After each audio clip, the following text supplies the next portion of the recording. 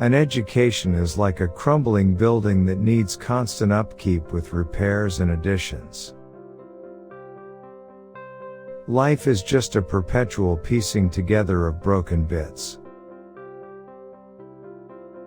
Society soon grows used to any state of things which is imposed upon it without explanation. The desire for symmetry, for balance, for rhythm in form as well as in sound, is one of the most inveterate of human instincts. The visible world is a daily miracle, for those who have eyes and ears. There are lots of ways of being miserable, but there's only one way of being comfortable, and that is to stop running round after happiness. Wisdom unfiltered through personal experience does not become a part of the moral tissues. If only we'd stop trying to be happy, we could have a pretty good time. The only way not to think about money is to have a great deal of it. When people ask for time, it's always for time to say no.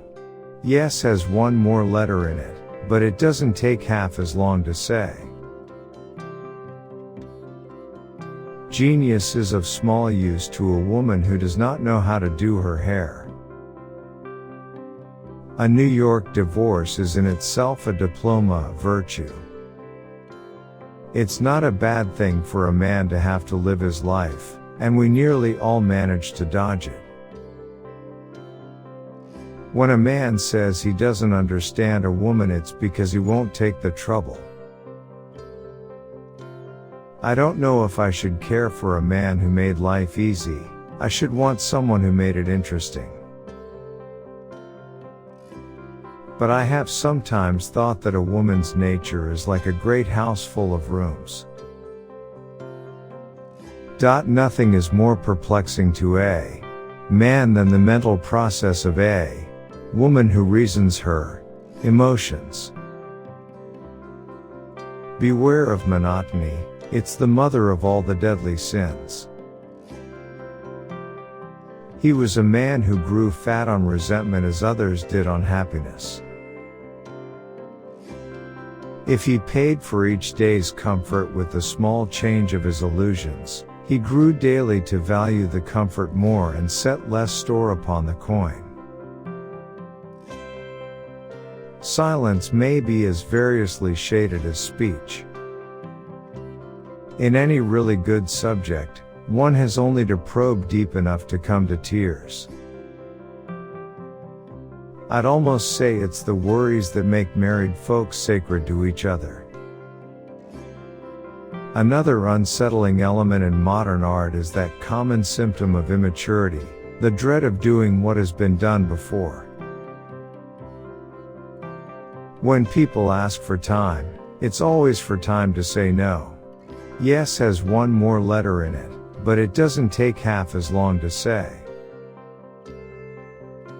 In our hurried world, too little value is attached to the part of the connoisseur and dilettante.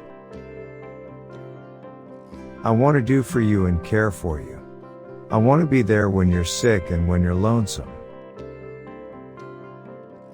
I have never known a novel that was good enough to be good in spite of its being adapted to the author's political views. Before Selden left college, he had learned that there are as many different ways of going without money as of spending it. She was so evidently the victim of the civilization which had produced her, that the links of her bracelet seemed like manacles chaining her to her fate. She had no tolerance for scenes which were not of her own making. "Don't you ever mind," she asked suddenly, "not being rich enough to buy all the books you want?" As the pain that can be told is but half a pain, so the pity that questions has little healing in its touch. Why do we call all our generous ideas illusions, and the mean ones truths? Under the glitter of their opportunities she saw the poverty of their achievement.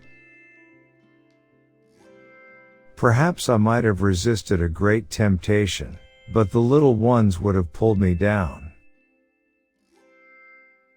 We are expected to be pretty and well dressed until we drop.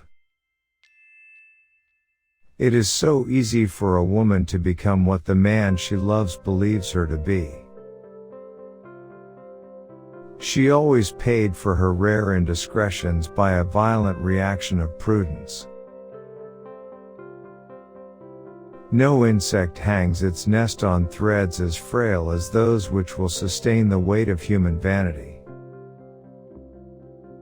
It was easy enough to despise the world, but decidedly difficult to find any other habitable region. I believe she keeps on being queenly in her own room, with the door shut. The real loneliness is living among all these kind people who only ask one to pretend. Women ought to be free as we are, he declared, making a discovery of which he was too irritated to measure the terrific consequences. He was weary of living in a perpetual tepid honeymoon, without the temperature of passion yet with all its actions.